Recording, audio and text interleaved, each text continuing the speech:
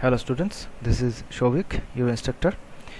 In the last video we have talked about network types, PAN, LAN, WAN and MAN, and ISP, internet.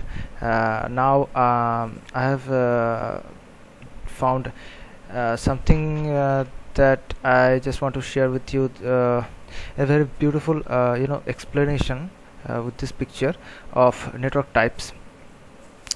So just take a quick tour what we have discussed in our last video. So PAN is an acronym for personal area network. Okay, as I told you that PAN, the most perfect example for PAN is your mobile hotspot.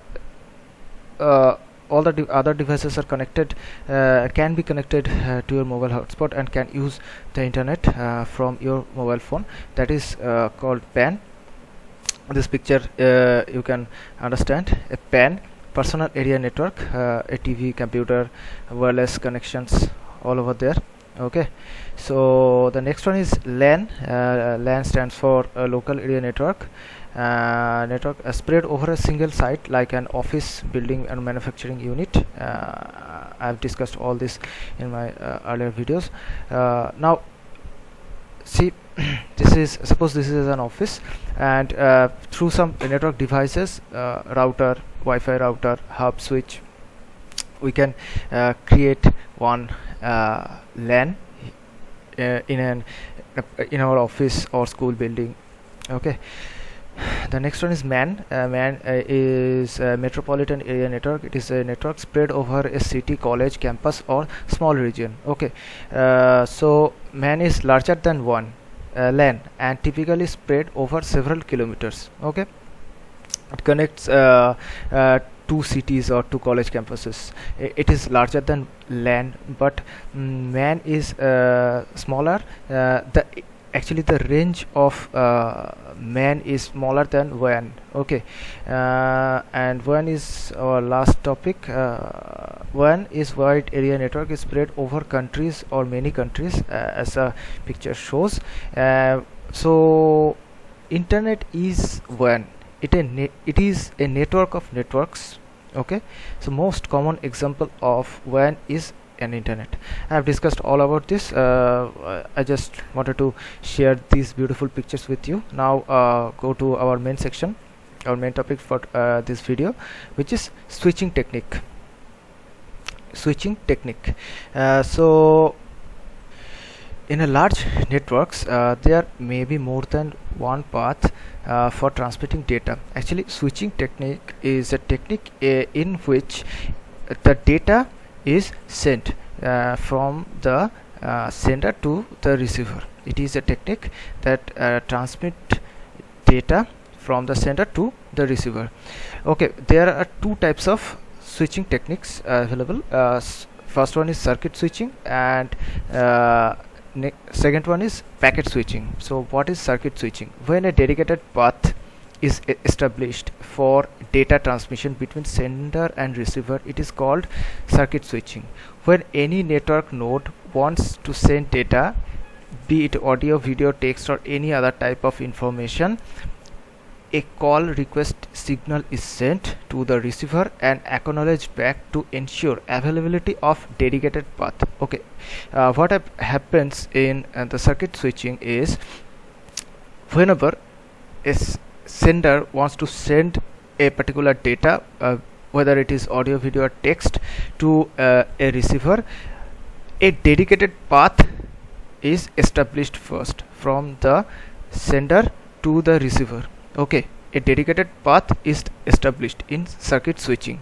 So next thing is, whenever you want to send that data, a call request signal is sent to the receiver and acknowledged back to ensure availability of the dedicated path, whether the path is available or not, whether it is busy or in an idle position. The signal is sent and the acknowledgement is given back from the receiver. Okay, that is all about circuit switching. first establishes a dedicated path between the sender and the receiver, and whenever the data is the sender wants to send the data, a call request signal is sent to the receiver. Why? To check that the path is available or not. This dedicated path is then used to send the data. Okay, now advantages of circuit switching. Okay, you can take these notes, just pause the video and write it down. Okay, so advantages of circuit switching: once path is set up, the only delay is in data transmission speed. Okay, no problem of congestion or garbled messages. Okay, now disadvantages of circuit switching: long setup time is required, line may be held. All these things are not needed in your examination. Just know that what is circuit switching, the definition. And the next topic is packet switching. Packet switching is the major problem with circuit switching is that it needs a dedicated line for transmission. In packet switching, data is broken down into smaller packets, in each packet having source and destination addresses. Okay, packet switching is somewhat like our postal system. Okay, first it breaks down the entire data into smaller parts, which is called packets, and then it stamps it down with the address of the receiver. In that way, it becomes a very easy switching technique rather than the circuit switching, which takes the whole data at once. But in packet switching, it breaks down the data in several parts, and destination address is copied to the two individual pieces of that data. Okay, that is all about packet switching. So the main difference between packet switching and circuit switching is circuit switching sends the whole data at once, but packet switching breaks down the data in several pieces. Okay, circuit switching calls a signal request, sends a signal request to the receiver, but in packet switching nothing happened like that.